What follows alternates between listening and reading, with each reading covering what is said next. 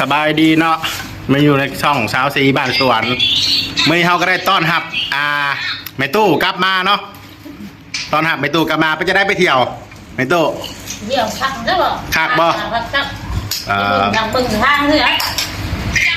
ไปเที่ยวใช้แน่น่ะนะหมอเพิ่นพาไปนะสะพานแดงกับศูนย์อนุรักษ์สัตว์น้ำเนาะอยู่สมุทรสาครเป็นตอนหับด้วยเมนูยังมานี่มีเงาะน้ำพริกกุ้งลวกกะซี่โครงย่างแล้วก็ทุเรียนลิ้นจี่เงาะเนาะครับคนทางบ้านสิจำบ่ได้แล้วบ้านนี่เพราะว่ากินเลยกินอย่างเดียว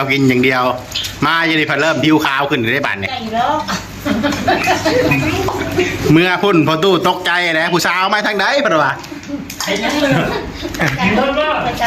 ผู้สาวทางไหนคือขาวแท้เนาะว่ะ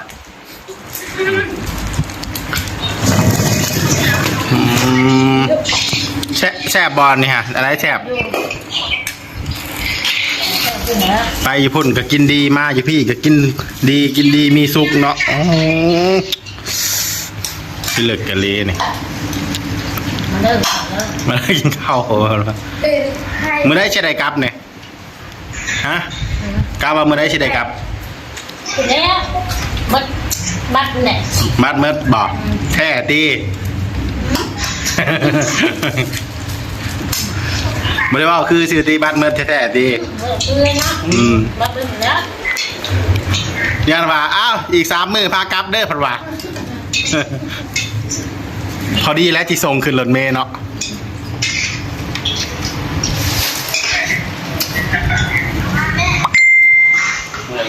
เด่นนั่นแหละแข่งกระดิ่งเนี่ยไม่เด่นนะไปหายน้องมวยไปจะได้ไม่ตู้มาหาแหละกินฮอดเราอยู่บ่ดีใจบ่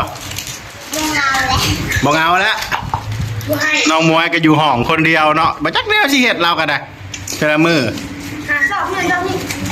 มาในไม่ตู้มากับบ่เงาแล้วบัดนี้ไปในการละขัดไปบัดนี้ไปเบอร์3เลยไปทีมเลยจะบ่เงา15ไม่ตู้ไปเที่ยวใช้บัดนี้บ่น้องมวยยังบ่ฮู้บ่เอ้ยเพิ่นหยุดงานมื้อใดกาเนาะจังสิได้ไปเที่ยวต่อหาโอกาสไปเที่ยวอยู่กับครอบครัว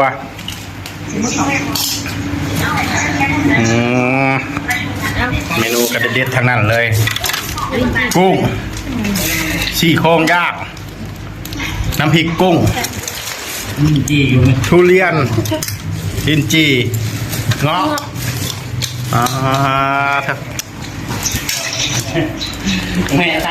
แม่ตู้บอกว่าอยู่ได้อันนี้ยังกินแซ่บเนาะมันช่องสวยอยู่ได้เป็นปีเบิกผลลูกสาวเบิกโทรมาอยู่รุ่นนำกันยังวะแม่ตู้สิอยู่ได้จักมือวะ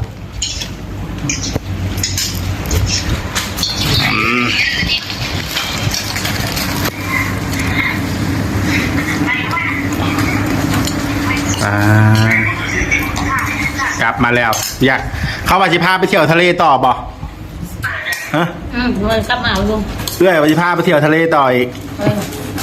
ตึกนี่ได้เห็นแล้วมันบ่เนี่ยคือจริงนะเป็นจะได้บ้านเมืองเพิ่นขักบ่ขักไหมเนาะเจริญเนาะแบบโคตรเจริญเลยถือว่าแบบไปลูกพ่อมาซึ่งแบบมันทำโบเดินทางมันจะวันมันมองง่ายคือแบบเส้นทางนี่อยู่ในอากาศคนเนาะอยู่สูงบ่ลอยเดินอากาศบึงในมาเราตื่นจุดแล้วเถื่อนเรื่องมาไม่เห็นอะไรบึงมาเดินมาตื่นเต้นบ่ไปได้ขึ้นไปสะพานสูงๆครับเป็นพาขี่รถขึ้นไปนะบริษัทลุ่มๆบ่มาถึงเทิงบ่ได้ขึ้นเทิงบ่ขึ้นอยู่เอาผู้ร้านมาขึ้นเนาะผู้ไม่ตู้ว่าบ่ได้ขึ้นว้าวสรุปไปขึ้นหรือบ่ขึ้นบัดเนี่ยประมาณนะทุกคนเนาะถ้าได้ไปเที่ยวซะอีกก็สิได้อัปเดตเบิ่งเนาะติดตามตอนต่อไป